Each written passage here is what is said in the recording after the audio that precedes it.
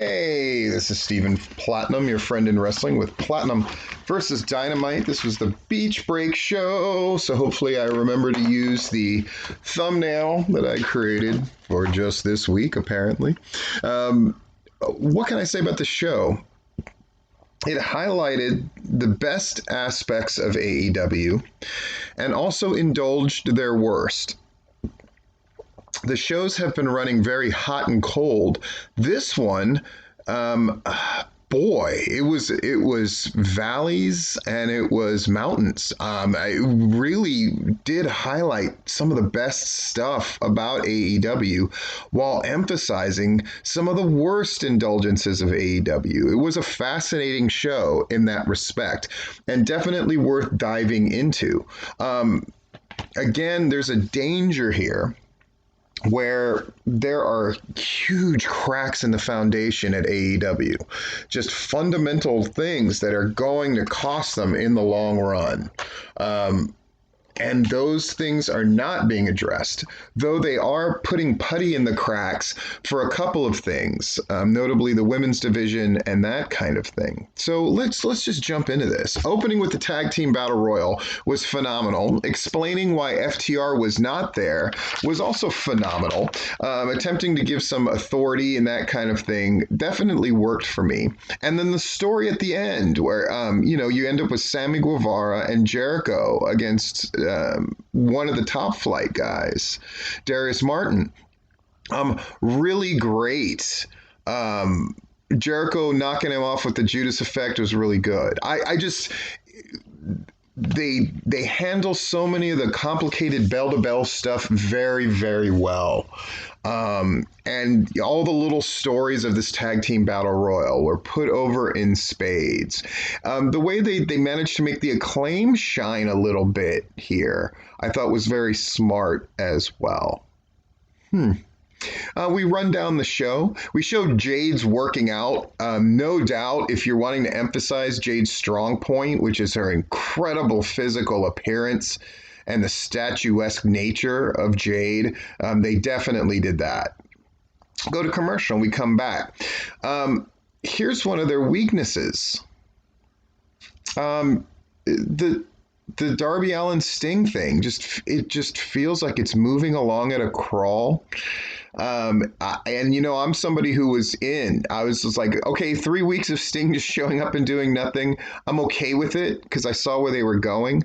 But this thing of Team Taz suspended and then they're yelling from the parking lot. And then they set up this match with Joey Janela and Darby Allin, probably because they realized, like, Darby Allin's defended the title exactly once, whereas Cody's thing was, I defended every time, and it showed a fundamental problem. And then Joey Janela cutting a promo. It was, again, one of these things where it's like 3 things were being done in a segment, which is a thing that they've fallen into. And again, I would have to say, the opening with the Tag Team Battle Royal shows when they're at their best. This was one of their aspects that's really problematic. But then they had a thing that was really good, which is they're really good at video packages. And they showed this video package setting up why we're seeing Britt Baker and Thunder Rosa. So for a first-time viewer, they would totally get it. And match number 2, the Britt Baker Thunder Rosa match, was fan-fucking-tastic. Really, really great. Made Britt Baker look good. Thunder Rosa showing she's got the goods. Just fantastic stuff.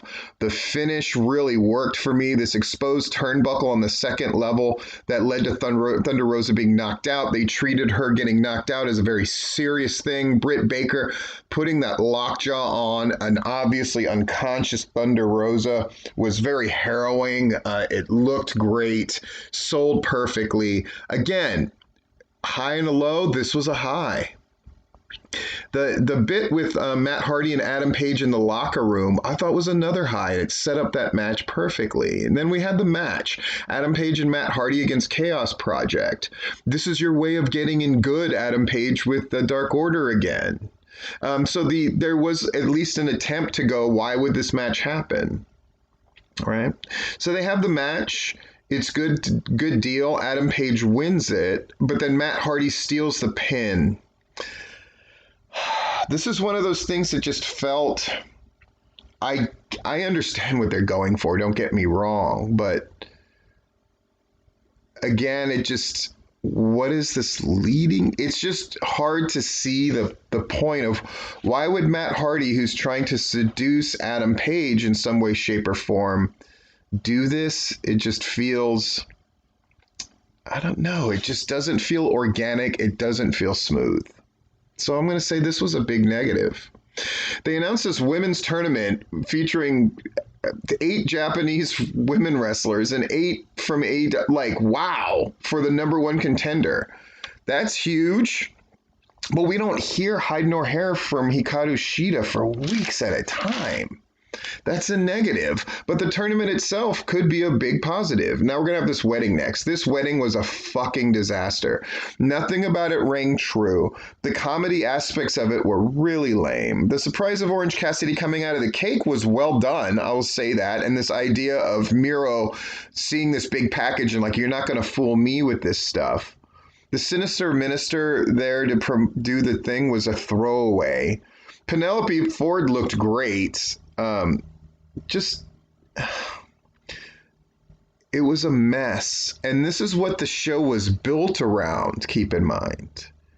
And it just was a failure. Before we had the wedding, we had this bit with MJF and Jericho, which is, again, I think a subtle bit of storytelling, right? Sammy goes off with Jericho at one point, and MJF is like, I need to talk to you guys. And then they close the door, and so you don't know what's going to happen. That was well done. But then that wedding wiped everything out, and frankly, wiped out everything in the show that was good up to this point. This very awkward segment with Shaq talking. Again, a little direction for these guys so they can really put stuff over. But the long and short of it is on Wednesday, March 3rd, we're going to get Shaq and Jade against Cody and Red Velvet. Shaq is at times dismissive. Again, it's just there needs to be direction with this stuff, and there needs to be a way of emphasizing stuff and making it as big a deal as possible. This whole show felt off.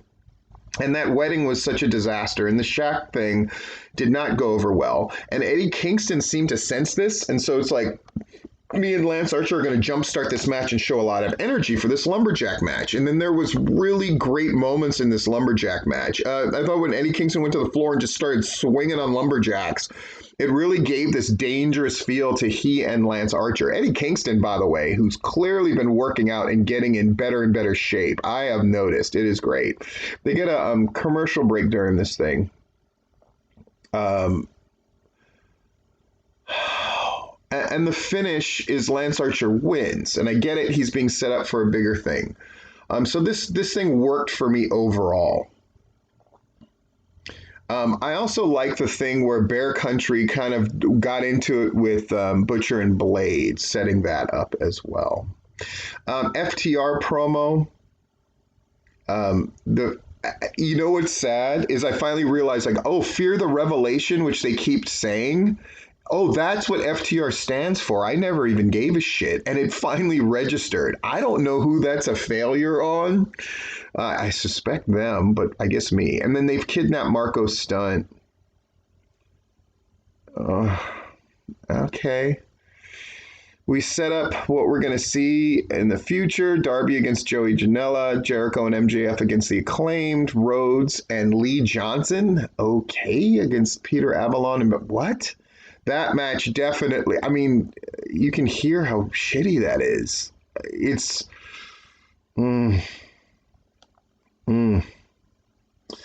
So we're going to have our main event. It's Omega and the Good Brothers against Moxley, Rey Fenix, and Pac. The match is very good. The Good Brothers go over for their team, which is very good.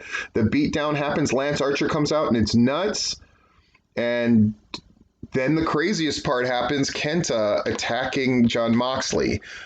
Misses that GTS by a country mile. Again, the execution of this thing needed to be crisper and cleaner and more evident. I'm okay with them doing an angle with Kenta and New Japan, if that's where this is going, which is very exciting. And of course, you have time to build up the importance of NJ. Like, I think they've done a great job building up the importance of the Good Brothers and telling that story. So I trust them to tell this New Japan story as well. I will say that the whole thing, again, you're doing 3 or 4 angles at the end, and then they're announcing this tag match that's happening. Again, Dynamite is filled with these great ideas where the execution is done so poorly, and then they're having to constantly make up ground because things just don't hit initially as they could if they had somebody there to help produce these segments and make sure they were as sharp as they could be. That's my main takeaway and note from this week's Dynamite. This has been Stephen Platinum, your friend in wrestling.